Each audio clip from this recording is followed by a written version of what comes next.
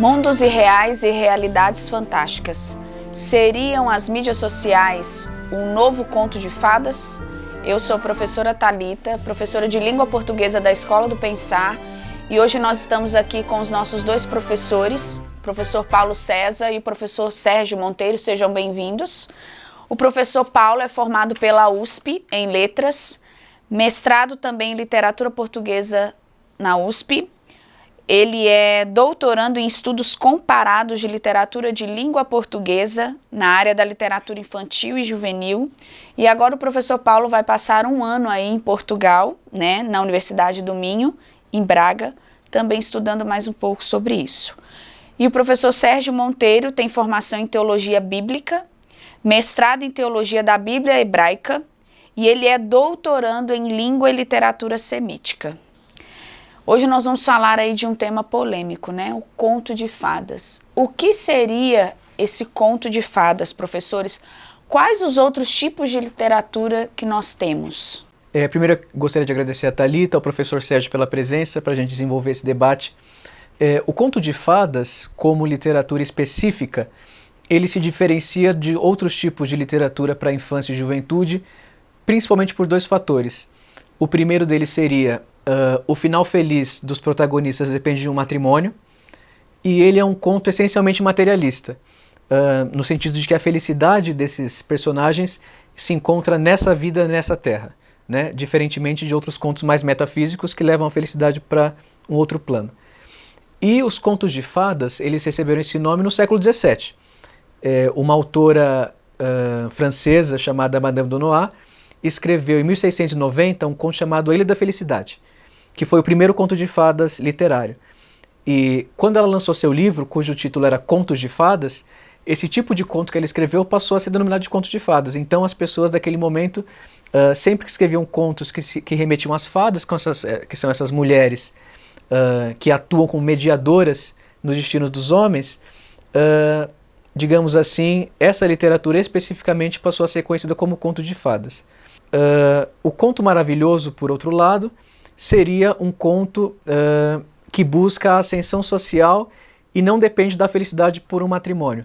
Por exemplo, a gente consegue ver uma diferença bem grande entre A Bela e a Fera e Robin Hood ou Gato de Botas, em que a felicidade dos protagonistas depende de um matrimônio final, e no outro é a ascensão social, a justiça social que é buscada por esse herói. Também temos as fábulas, que são contos populares curtos, em que os animais assumem personalidades humanas para serem criticadas ou elogiadas, né, como se fossem espelhos de moral, até porque eles sempre terminam com uma moralidade. Temos também os contos fantásticos, são aqueles contos que colocam o leitor em uma posição de dúvida entre se o que está acontecendo é real ou sobrenatural, então essa hesitação entre o mundo real e o mundo sobrenatural. E tem também o que o pessoal chama mais atualmente do fantasy. O fantasy é essa literatura que envolve outros mundos, como Harry Potter, Senhor dos Anéis, em que um protagonista humano sai do seu mundo e vai até esse outro mundo realizar uma tarefa. Bastante interessante, professor Paulo. Professora Thalita, um prazer estar aqui com vocês também, professor Paulo. Eu queria aproveitar esses insights maravilhosos que nos deu. Assim, na história da literatura, se nós formos olhar anteriormente, e lá na minha área de pesquisa, que é a área da literatura oriental semita, nós temos muitos contos que hoje seriam também denominados como contos de fada. Porque a fada, pelo que a sua descrição e a descrição que nós conhecemos de contos, elas exercem um papel de aquilo que os teatrólogos dos primeiros séculos chamavam de Deus ex machina. Ou seja, uma realidade superior, uma realidade, alguém de um plano diferente ou com poderes, acaba exercendo fundamental papel na linha de vida de uma determinada pessoa ou de uma determinada personagem. E aí nós temos a literatura suméria, que existem contos de fadas na literatura suméria, anterior a Cristo, volta do ano 2000, 2400 a.C., os primeiros alfabetos. Nós temos a literatura judaica anterior também, que fala de contos de fadas, que nós chamaríamos de contos de fada, mas naquele momento não se chamava de contos de fada. Dentro da literatura um pouco mais ampla, nós chamamos de contos míticos, né, ou contos místicos, ou existe uma ideia de que são chamados folclore. o folclore, né, que é a ideia de contos do povo, de narrativas do povo. E essas narrativas elas eram mantidas através da passagem oral. E essa passagem oral ela se dava geralmente pelo encurtamento da história e por vários episódios da mesma história. Nós temos um exemplo na própria Bíblia, na literatura mais básica do cristianismo, mais básica da literatura cristã, que é o chamado conto mítico cosmogônico, que é o início da Bíblia, que é dividido na literatura judaica em 11 tabuinhas que são menores. E elas têm essa característica também, por exemplo, uma coisa interessante dela também, é o animal que fala. Um animal que fala, a intervenção de Deus, que não é só a intervenção, mas ela é que inicia. Então, ela tem essa característica sobrenatural. Me conta como que surgiu esse interesse pelo conto de fadas, né, pela literatura infanto-juvenil? Quando que surgiu? É um sonho seu de infância? Teve algum marco na sua vida? Você se inspirou em alguém? Teve algum conto de fadas que você gostou muito, Kitão? Tem também. Na verdade, eu acabei chegando no conto de fadas, aliás, completando a fala do professor Sérgio, esse conto de fadas que eu estudo é um conto de fadas bem específico, que é o conto de fadas de autoria feminina. O nosso panteão de conto de fadas ocidental, ele é majoritariamente de autoria masculina. Então a gente tem um conto da Mamãe Gansa, escrito pelo Charles Perrault, que são as histórias mais famosas há mais de 300 anos no imaginário popular ocidental. Temos Grimm, já no século XIX, Alemanha, e temos também Andersen, na Dinamarca, também no século XIX. E esses contos, na verdade, eles chegaram até mim, digamos assim, por influência, talvez, dessa imagem que fica de fundo da nossa conversa, que é a Bela e a Fera. Para quem não sabe, a Bela e a Fera é o único conto de fadas famoso na atualidade que é de autoria feminina, né? Todos os outros são escritos por autores, homens, né? E quando eu me dei conta disso, que no nosso cânone só um era feminino, né, escrito por uma mulher, eu perguntei, e as outras autoras que conviviam com o Perrault naqueles salões franceses, né, do século XVII, século XVIII também? E aí eu fui atrás desses contos e percebi que havia uma gama enorme de contos ainda não traduzidos para português. E é esse trabalho que eu pretendo fazer agora nesse doutorado, que é a tradução desses contos para trazê-los em primeira mão em língua portuguesa. E eu acho que isso é interessante, muito legal esse ponto, porque na cultura oriental, como o conto de fada tinha o conto, na verdade, tinha o objetivo de trazer conhecimento, ele era o principal dispositivo educacional. Então você tem a literatura, falando bastante da literatura judaica nesse sentido, você tem um corpo de literatura... Ainda hoje, né, professor? Ele ainda educa, né, a criança que não é alfabetizada. Uhum. Olha, lembra daquela história que eu te contei, da Chapeuzinho Vermelho? Vai acontecer com você. Sim. Exato, porque isso fica muito mais facilmente gravado do que um calhamaço enorme de literatura, de regras e etc. Na literatura judaica você tem contos. Nunca se fala algo educacional para uma criança sem começar com um conto. Então você tem, a criança pergunta por que hoje a Páscoa é diferente, essa noite é diferente das outras. O pai não diz para ela, porque nosso Deus nos tirou da terra do Egito. Ele não diz isso. Ele conta, senta aqui que eu vou te contar a história dos 4 irmãos. E ele começa a contar um conto, o conto que é chamado Agadá. A palavra hebraica para contar é Agadá. E ele faz toda uma história elaborada, porque a história vai ficar na mente da criança. E o fundo moral, o ensino que ele quer passar é o que vai ficar. Uhum. Eu acredito que essa é uma das características de maior... que é um conceito chamado de imprint, que é aquilo que marca na nossa mente as principais experiências. Uhum. E essas experiências...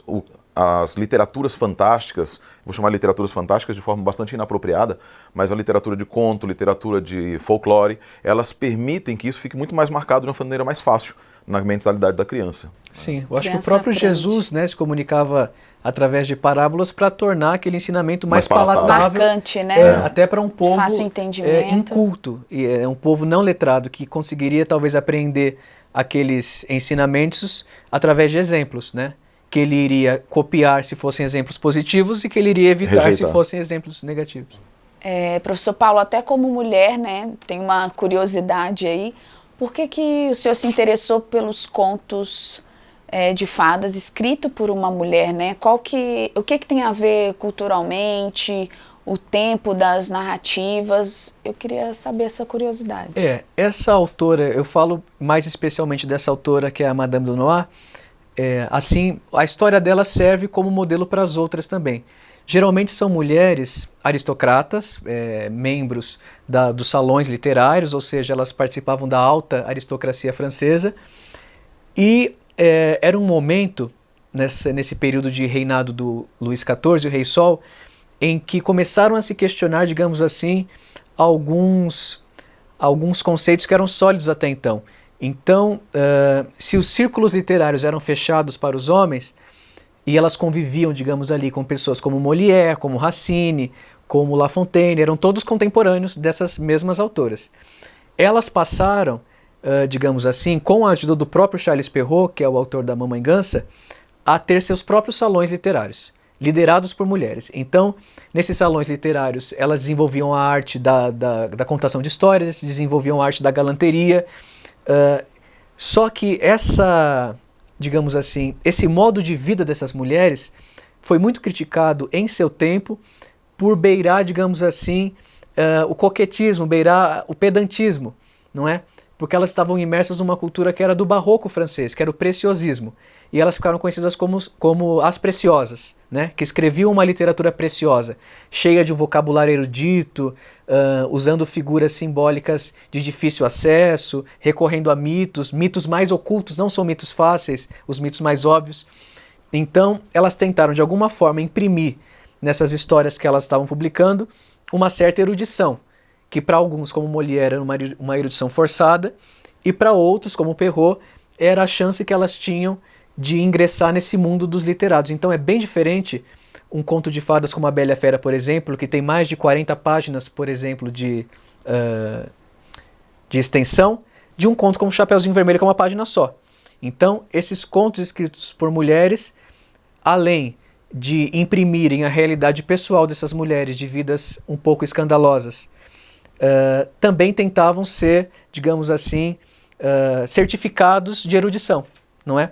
Uma precisava sempre superar a outra na arte de contar uma história. Então esses contos, além de muito longos, eram cheios de jogos, né? Jogos de palavras, figuras de linguagem, o que torna a tradução um pouco mais complicada.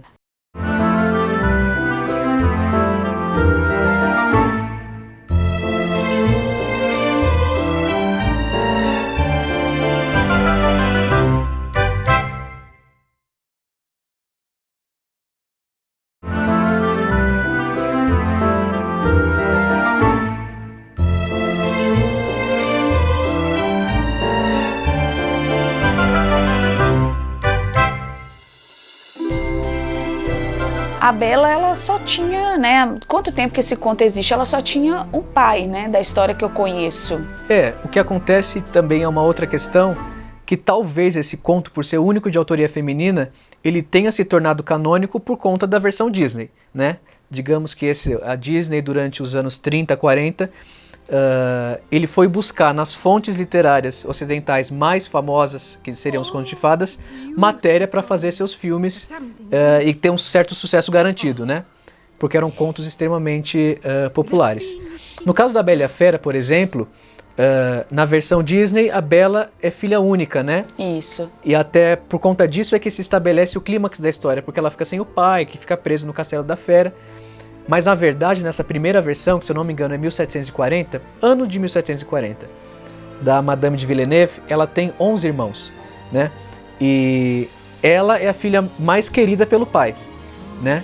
Mas a estrutura do conto, essa questão dos objetos mágicos, né? A gente vê xícara falando, a gente vê guarda-roupas falando. Qual que é a intenção desses objetos falarem, professor? O que eu posso dizer até agora é que esses contos, eles apelam, digamos que racionalmente ou deliberadamente para inverossimilhança. Eles não querem parecer reais, eles não estão preocupados com similaridade no mundo real, então eles são absurdos, eles dialogam com o nonsense, é tudo muito, digamos assim, a questão pedagógica, eu diria, e eu digo isso com toda, assim, com um certo arcabouço teórico, essas autoras não estão tão preocupadas com a moralização de crianças, até porque esses contos não eram direcionados ao público infantil. Mas tinha algum objetivo em ter todas essas pessoas reunidas e contasse um conto Era para atingir alguém? Era para fazer alguém pensar? Ou era só trazer mesmo diversão? Divertimento de corte. Sim, entretenimento cortesão. Eu acho que um ponto interessante, professor, é que quando nós olhamos o contexto do que tinha acontecido, explica bastante essa questão da falta de verossimilhança. Geralmente os contos anteriores, eles seguem uma estrutura que é uma estrutura aristoteliana, que é a estrutura que Aristóteles plantou sobre a poesia dele. E ele fala de alguns princípios. Ele fala que um dos princípios principais da poesia e do teatro é a verossimilhança. Ele precisa ter um pé na realidade, ele precisa ser encontrável na realidade. E aí, justamente por serem rebeldemente eruditas, elas vão no contrário, vão no contrapé. Elas vão justamente dizendo assim, não quero nada de verossimilhança. Se você pega os contos, não apenas os contos, mas principalmente os contos de Molière e alguns outros contos daquele período, eles têm críticas sociais, eles têm análises sociais, não análises sociais. Aproveitando isso, a gente pode pegar um exemplo de algum outro conto que não seja a Bela e a Fera para a gente falar sobre o que ele quer pontuar ali, a temática da história. Por exemplo, você tinha dito, professor, do Chapeuzinho Vermelho, né? Depois que o professor respondeu, o que ele quer marcar nessa história, né? Qual é a intencionalidade dele? Justamente porque os autores precisavam dessa verossimilhança, buscavam essa verossimilhança. E essas autoras vão na contramão. E essa contramão, essa vontade de ir na contramão é que produz contos que têm, à primeira vista, eles são difíceis de encontrar significados à primeira vista. E por isso, a sua pergunta é bastante interessante porque ela mostra assim, mas tem propósito nesse conto? E eu gostei da resposta do professor Paulo, que a proposta é geralmente de entretenimento, ou possui mitos que são muito mais ocultos, né? São muito mais difíceis de serem trazidos, diferente dos outros. Né? Se fosse uma proposta, eu diria que a Bela e a Fera, talvez o conto da Disney de não ter a personagem mãe, mulher, seria talvez, né, também uma intencionalidade? Sim, até porque o que estava em voga também, e sempre esteve em voga nos contos de fadas, é sempre uma certa ausência da figura feminina benéfica mais velha e sempre associar a mulher mais velha a uma madrasta ou a uma bruxa, não é? Essa briga entre a mais nova e a mais velha em termos de beleza. Você fez essa disputa, por exemplo, na Branca de Neve, né? A rainha permanecendo bela, mas ainda assim havia uma certa disputa com a Branca de Neve, não é? Pela beleza. E a Branca de Neve se deixa levar, para quem não conhece o conto, pela vaidade. Porque quando a bruxa, no caso a rainha, né? A rainha, é que esse termo bruxa não era usado nos contos. Quando a rainha má se transveste de velhinha para oferecer, ela vai 3 vezes na casa da Branca de Neve. Primeiro ela vende um pente, não é? E um pente envenenado que a Branca de Neve compra. Não é? Então ela se deixa levar pela vaidade. E engraçado que a Branca de Neve ela já tinha uma certa confiança em morar sozinha, né? Exatamente, e ela representava um estereótipo de mulher feliz em limpar a casa. Então ela limpa a casa independente também, feliz, né? Sorrindo, cantando. Nenhum problema me atinge. Nada, ela né? faz comida super contente, né? Então para todos aqueles anões e tal. Então tem essa, digamos assim, essa rivalidade impressa nesses contos, né? Geracional. A gente estava falando do Chapeuzinho Vermelho, professor Paulo. Qual que é a intencionalidade dessa história, né? O que a gente pode observar? Olha, Chapeuzinho Vermelho é um exemplo ótimo de conto que vem sendo retrabalhado ao longo desses 300 anos de publicação oficial. Porque ele responde, digamos assim, às pulsações geracionais e culturais. Então, se lá, né, antes da publicação do Perrault, a gente tem uma Chapeuzinho que ela é devorada pelo lobo, mas antes de ser devorada, ela come a carne da avó e bebe o sangue da avó, né? Escatológico, quase, escatológico, né? Recheado de símbolos, né? Quando passa para o Perrault, século XVII, essa Chapeuzinho já, digamos assim, está um pouco mais enxugada do sangue, não é? Ela é devorada pelo lobo, a avó também acaba ali. Então, quando a gente chega, por exemplo, no século XIX com os Grimm, eles já têm uma preocupação intencional com o público infantil. Eles sabem que o conjunto de contos que eles recolhem pela Alemanha vão ser lidos por crianças, em casa. Então, eu não posso deixar que a Chapeuzinho morra e que a avó morra. Então eu preciso inserir a figura de um salvador, que é o caçador, que vai abrir a barriga do lobo e vai tirar as 2 vivas, não é? Esse processo de limpeza dos contos é o que vem sendo chamado de um revisionismo histórico e, em alguns casos, até ideológico. Professor, mas o que causa esse revisionismo assim? Nós vemos em toda a literatura, nos períodos históricos, geralmente existe um movimento quase hegeliano de revoluções e isso faz com que haja releituras de muitos textos antigos. Especificamente no caso dos contos, a gente conversava um pouco antes também sobre isso. O que é que causa? São elementos ideológicos, são elementos filosóficos, mudança social, mudança política? O que a gente pode identificar nos contos, nessas mudanças que o senhor estudou dos contos? Eu acho que tem dois lados. Tem esse lado que é uma resposta talvez às pulsações da sociedade.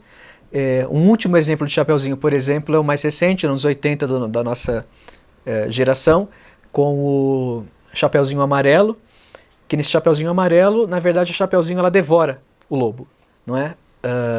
Digamos assim, se a gente for usar termos atuais, seria a desconstrução do conto da Chapeuzinho. Masculina. Exatamente, o empoderamento da Chapeuzinho em relação... Ela não precisa mais do príncipe. Exatamente. Porque não tem príncipe. Não tem príncipe não nenhum, tem ela não precisa do príncipe ela nada. Ela resolve os seus problemas. Exatamente. Eu preciso de uma princesa negra, por uma questão de representatividade. Então a Disney vai lá e faz a Princesa e o Sapo, né? Então eu preciso de uma princesa que já não precise buscar a felicidade através do casamento. Então eu faço uma Elsa com Frozen. Então realmente tem digamos assim, um lado bacana, que eu acho que quando nasce espontaneamente uma literatura nova que responde às pulsações sociais do momento, legitimamente, e tem uma certa reação perversa social que tenta, digamos assim, desconstruir mitos e, enfim, até tentar desconstruir arquétipos, que é algo... Estruturas basilares. Exatamente. Para inserir novas bandeiras e novas ideologias, que, na minha opinião, sempre acabam fracassando, porque soam forçadas, não é? E isso não é assimilado pelo leitor infantil, né?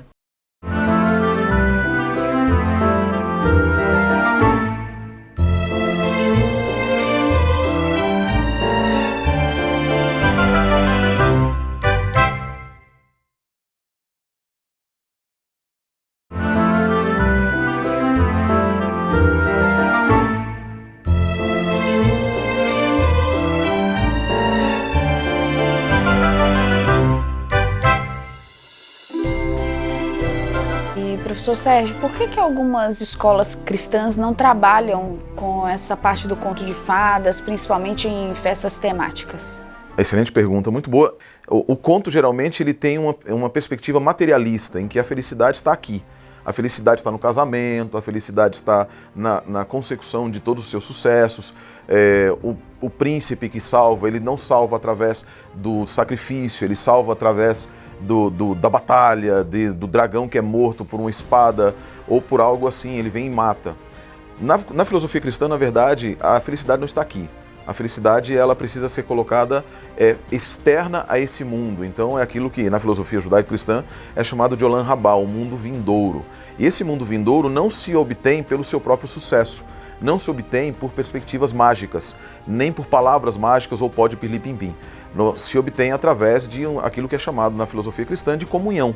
Conhecimento de Deus, entrega da sua própria vida e o reconhecimento de que por mais poderoso que você possa ser, por mais bonito que você possa ser, os estereótipos de nada valem. E uma das coisas que a gente vê nos contos também, mesmo antes dessas releituras, tem a ver com estereótipos. Muitos contos, eles fortalecem estereótipos. E a filosofia cristã, ela é de quebra de estereótipos. A filosofia, a princesa não precisa ser necessariamente sempre loira de olhos azuis. A princesa, ela é alguém, na filosofia cristã e bíblica, ela é alguém que se entrega a Deus. Ela é como uma figura de Esther, por exemplo. Ela está disposta a se entregar pelo seu povo, a jejuar 3 dias, exatamente, fazer algo por alguém.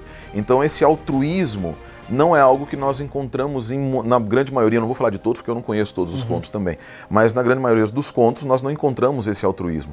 E em decorrência disso, nós vemos vários fatores que, e além de outros que nós vamos ter tempo para discorrer sobre todos, e nem é o foco do vídeo também, mas que nos impedem de fazer dos contos, do teatro de contos, parte integrante da vida de uma escola de filosofia cristã. Então, professor Sérgio, existe uma vertente bem materialista, não é, que é essa vertente mais francesa, digamos assim, E tem uma outra vertente que é, inclusive os alunos aqui da escola fizeram um documentário sobre esse autor, que é o Hans Christian Andersen. Ele é dinamarquês e, como uma pessoa extremamente cristã, os contos dele, inclusive, são acusados de serem contos melancólicos, porque os protagonistas nunca conseguem encontrar a felicidade terrena. Então ele sempre joga a felicidade para um novo plano, né? Um exemplo claro é a menina dos fósforos, não é? Ela morre naquela situação de venda, né, desses fósforos no auge do inverno dinamarquês, e ela, os pais dela, o pai dela, não é? O pai dela bate nela, ela não quer voltar para casa, ela não tem ninguém mais vivo que possa acolhê-la, e quando ela morre naquele frio é quando ela finalmente se sente feliz porque ela reencontra junto de Deus, nesse plano já celestial, a figura que ela sempre amou, que era a avó. Exatamente. De que forma esse autor imprimia em seus textos essa visão de mundo dele como um cristão que enxergava a felicidade, né? Isso me lembra C.S. Lewis também. Lewis, exatamente, Tolkien, autores extremamente cristãos. Bunyan também, que escreve O Peregrino. O Crônica de Nárnia, por exemplo, é uma alegoria da salvação, né? O leão, o Aslan, simbolizaria Jesus. O leão de Judá, exatamente. Isso, né? Também tem essa vertente, que é uma vertente mais contemporânea, né? Exato, exatamente. Que tenta associar ou conjugar essas duas áreas de uma forma mais ou menos não tensa. Desculpa, professor Thalita, só fazer uma pergunta que ficou de curiosidade mesmo aqui. Nessa empreitada desse sincretismo, você acha que há sucesso nessa vertente de um conto mais cristianizado, levando em consideração C.S. Lewis, Tolkien e esses autores? Eu acho, todos os estudiosos de Tolkien e Lewis que eu conheço da universidade são pessoas de algum modo bastante vinculadas à religião cristã. Okay. Então, geralmente são teólogos, né? Eu conheço algumas pessoas, por exemplo, do Mackenzie, que fizeram teologia e que são estudiosos da filosofia de Tolkien, de Lewis, não é? E eles conseguem encarar isso de uma forma bastante interessante e homogênea. Agora, havia uma grande diferença entre o Tolkien e o Lewis, porque o Tolkien ele não gostava de alegoria. Né? Ele não queria que a literatura dele tivesse teor alegórico que apontasse para alguma outra coisa. Já o Lewis... ele buscava exatamente isso. Exatamente, né? E um era protestante, outro era católico, depois, né, houve uma troca de papéis, enfim, eles eram muito amigos e discutiam filosoficamente questões do cristianismo, mas sempre colocando nos seus contos elementos pagãos, né? Tentando talvez reconstruir uma história mítica da Inglaterra, uma história mítica, né, druídica, né? Dos povos nórdicos.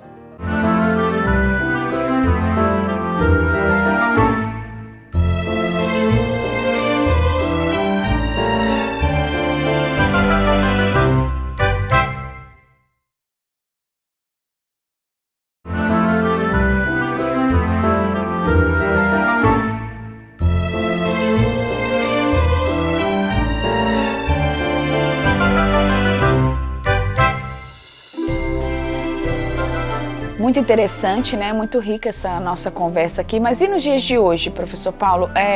Como que as meninas estão vivenciando esse conto de fadas, né? Porque os adolescentes vivem aí há muitas horas do seu tempo com a tela do celular, né? Deslizando ali, buscando novos contos de fadas, seria?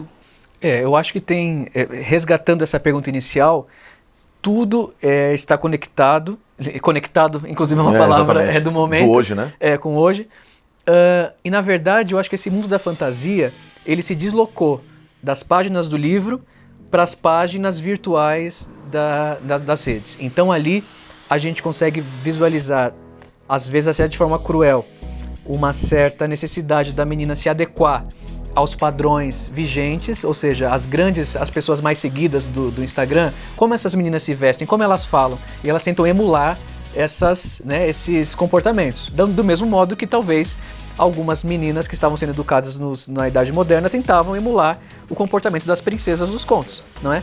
Então, na verdade, esse simulacro de realidade que é a rede social, ele talvez impregne de uma forma ainda mais cruel um certo estereótipo, um certo jeito de ser, de viver, de como falar, do que pensar, do que os contos de fadas faziam. De definir, né? Exatamente. A forminha porque os contos de fadas, por pior que sejam, a literatura é aberta à interpretação. Claro. Né? Então você pode alegorizar um conto de fadas, né? Tirar da letra, da leitura fria, literal, né? e tentar levar aquilo para um plano mais conotativo. Agora, quando você pega uma rede social, que ali é uma realidade virtual, que também é uma fantasia, não é? As pessoas tentam se espelhar por padrões que elas considerem mais apropriados, popularizantes. Porque nem tudo que tá ali é de fato Exatamente. que aquela blogueira usa, que ela veste, que eu ela não preciso ser, eu preciso parecer. Né? Se eu parecer ser, já é o que importa nessa realidade. Talvez seja por isso também que o Instagram tirou todas as curtidas, você não consegue visualizar muita coisa agora, né? Deu uma modificada justamente porque estava a busca pelo retorno era o que as pessoas queriam. Então você toma o número de curtidas, é o índice da sua popularidade. Não é necessariamente o índice da popularidade, é o índice de quantas pessoas estão comprando o que você está querendo vender. Não é necessariamente que as pessoas te amam de verdade. Então o índice do amor tinha sido modificado pelo índice da quantidade de curtidas, de pessoas que deram like no Facebook e coisas parecidas. Isso é interessante. Há um autor chamado Neil Gaiman, ele não é um filósofo, mas ele escreveu um livro chamado Deuses Americanos. E ele falando nesse livro, ele diz assim: os antigos deuses foram trocados por novos deuses. Na sala de todo americano, e a gente sabe muito do American Way of Life, né, do modo americano de ser, em cada sala existe um novo deus. Né? O novo deus, na época, quando ele escreveu a primeira edição do livro, era a televisão. Agora é o Instagram, as mídias sociais. Então, o Gaiman, num discurso dele há pouco tempo atrás, falando da atualização que ele está fazendo no livro dele, antes dele ser lançado pela Amazon e etc., em filme, ele diz assim: hoje em dia, e ele fala inclusive dos contos de fadas, porque muitos deles, uma das personagens que ele cita são os Grimm, dentro do livro, no livro dele, que fala das fadas. Ele diz: a batalha que existe é as fadas dizendo: nós perdemos popularidade. Sim. Nós perdemos. Thor, os deuses, Odin, os outros deuses, eles falam: nós nos encontramos às vezes para bebermos juntos, porque somos os únicos que nos restamos. Hoje em dia, os novos deuses é a convergência, a conectividade, a falsidade de uma realidade inexistente. E que prejuízo você está trazendo para a vida dos nossos porque eu acho adolescentes, que exatamente. Interdita a abstração. Então, Fantástico. por que já não dá mais para eu ler com a mesma capacidade crítica diante de um certo conto de fadas ou perceber essas figuras mitológicas como símbolos ou como arquétipos de outras coisas? Porque eu perco a minha capacidade de abstrair. Então, eu já não vivo mais no mundo digamos assim, dos símbolos. É a realidade palpável. Então, eu posso tirar uma foto, colocar vários filtros nessa foto, em que eu não sou aquele que está ali naquela foto. Criar um personagem. Exatamente, né? Mas aquele é um simulacro meu, talvez como eu gostaria de ser e como eu gostaria de ser visto perante a sociedade. O que eu acho muito mais grave do que os contos de fadas, exatamente, que são possíveis de abstração. Exatamente, porque no conto de fadas a gente consegue abstrair. Agora aquilo ali, inclusive tem reportagens bem recentes, deram até o nome de uma certa doença. As pessoas que estão indo procurar cirurgias plásticas com fotos de si mesmas com filtros. Então eu quero ficar assim, ela mesma, só que com filtros de rede social. Porque você tem alguns programas agora que você autodesenha, né? Autodesenho. Eu acho isso muito interessante e perigoso. E essa falta de capacidade de transpor o irreal para o real é o que eu vejo como sendo um dos grandes perigos dos novos contos de fadas. Sim. Esses novos contos de fadas, as mídias sociais, elas estão impedindo, justamente pela perda da capacidade de abstração. E por quê? De um lado é a própria pessoa, ou seja, é subjetivo, ou seja, a pessoa ela não consegue mais abstrair e identificar o que é real e o que é irreal. E nem os perigos, né? O que é perigoso e o que não é. E aí, por outro lado, tem um outro problema, que é o objetivo. Quem apresenta, os autores dos contos de fadas, eles não vendiam os contos de fadas como verdades. Eles entendiam, falavam: olha, isso aqui é uma realidade fantástica. Sim. Isso é uma maneira de enxergar, até com suas críticas, etc., mas cheios de simbolismos míticos, místicos, fantásticos, fabulosos. Mas hoje não, as pessoas elas se apresentam, os digital influencers, eles se apresentam nas mídias como uma realidade que é passível de ser alcançada. Sim. E voltando ao que o professor Paulo falou lá no começo, esses contos de fadas eram apenas para diversão, né? O de agora é uma realidade mesmo, né? É para vender, é consumista, não é isso, Sim, é professor? consumista. E eu acho que, até pegando essa citação do Gaiman, o próximo passo é a realidade virtual. Então eu deixo até de estar de frente para a tela do meu celular para eu, digamos assim, estar imerso na realidade virtual, não é? Algumas séries tratam isso, né? 3%, Black Mirror são séries que tratam dessa questão. Verdade. Em que eu deixo de olhar simplesmente para a tela, porque eu tô lá dentro da tela agora. Não é? Então eu vivo essa realidade virtual, vivo como se fossem avatares. Avatares, Né? exatamente. Avatares de pessoas que eu gostaria de ser. Né? Para ter ideia de como isso ainda é forte, nós temos hoje aquele jogo de realidade virtual chamado The Sims.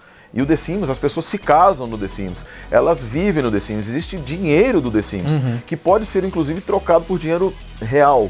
Second Life Second também Life é outro, também. né? Second Life, fantástico esse também, Sim. em que as pessoas estão vivendo porque as pessoas estão querendo viver um conto de fadas. Não estão mais dispostas, aparentemente, e esse talvez seja um dos grandes perigos, resultados dessa releitura, de uma releitura muito forte do conto de fadas, para trazer agora para uma realidade que é a realidade das fadas. E, professor, já tem algum estudo sobre esse envolvimento que as crianças ou adolescentes estão tendo com as mídias sociais, né? De entrarem neste mundo, de vivenciar esse conto de fadas, né? Já tem algum estudo mostrando os perigos dessas vivências? Eu acho que um exemplo da literatura mundial responde essa pergunta. Quando foi publicado, por exemplo, né, os sofrimentos do jovem Werther, do Goethe, houve uma onda de suicídios entre os jovens, né, por questões de desilusão amorosa. Eu acho que a literatura ela tem um lado forte, positivo na formação, assim, incontestável, e pode ter perversamente o contrário, né, um lado formativo muito destrutivo. Eu acho que a mediação é a mediação de uma figura mais experiente, né, dessa figura talvez materna, paterna, na contação de histórias, ou até na mediação do acesso da criança às redes sociais, né? O horário, exatamente, né? Quanto tempo, o que está fazendo, sim, né? E para que ela até perceba que aquilo que ela está vendo atrás da tela também corresponde a uma certa fantasia. Não é que o mundo real é esse aqui, é o mundo palpável das experiências que a gente vive enquanto sociedade. Agora, no sentido de ter um estudo que associa essas duas coisas, pode até ser que tenha, eu desconheço, não é? Eu acho que sim. Muitas das desordens mentais eu acho que estão bem relacionadas, como uma opinião própria, à ilusão que essa nova fantasia, esse novo conto de fadas que é a realidade virtual traz. Porque muitas das acusações que se fazem ao conteúdo da TV, ao conteúdo da internet, poderia ser evitado pelo simples passar de controle de um pai que, né, deixa seu filho à vontade uma mediação. É necessário uma mediação. E na questão da literatura também. Eu acho que há literatura ruim e a literatura boa. E esse tipo de valor que você dá à literatura, talvez um pai crítico, um pai leitor, consiga transmitir para o seu filho e ele se torne uma criança crítica, né? Que vai saber fazer um filtro, né, daquilo que presta e daquilo que não presta para ele, de acordo com seus vários filtros ideológicos. Então, se eu sou uma família cristã, os meus valores estão impregnados em certas crenças e que meu filho tem que saber que, na verdade, não que eu vá proibir ou que vá interditar o acesso a algumas coisas, mas que quando ele tiver acesso a isso, ele vai saber diferenciar entre o que é bom e o que é ruim, o que é aproveitável e o que não é. As histórias dos contos de fadas são contadas às vezes na beira da cama para a criança dormir, né? Isso. E viver feliz para sempre, né? Eu discordo de contar para dormir. Eu acho que tem que ser uma tarde para contar e viver feliz para sempre. E aí? O que é que você achou dessa história? E haver reflexão. E haver reflexão. Exatamente. E aí eu gosto muito quando eu me recordo nos estudos de como eram contos anteriormente, né?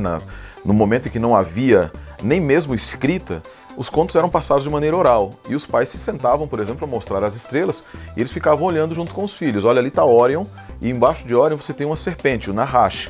E essa serpente, ela pica o pé de Órion, né, do grande gigante das estrelas, do homem primordial. E ela começa e eles vão dialogando. E a criança aprende ali a história, mas aprende também a abstração. E assim, contar de noite, a criança vai ter como último input, à noite, algo que é o feliz para sempre. E a realidade é essa? Então, e nós acabamos promovendo, muitas vezes, os pais, a fuga da realidade para a criança, depois nós não sabemos o que a criança não quer viver na realidade. Um outro aspecto que eu acho que é muito importante é quantos pais não gastam um alerta aqui para os pais também, para nós professores, quantos pais não gastam 5, 6 mil reais para comprar um celular para o filho, mas não compram um livro. Não é? Ou não gasta 10 minutos do tempo para falar sobre o livro, conversar com o filho. E aí é um problema da conectividade também hoje.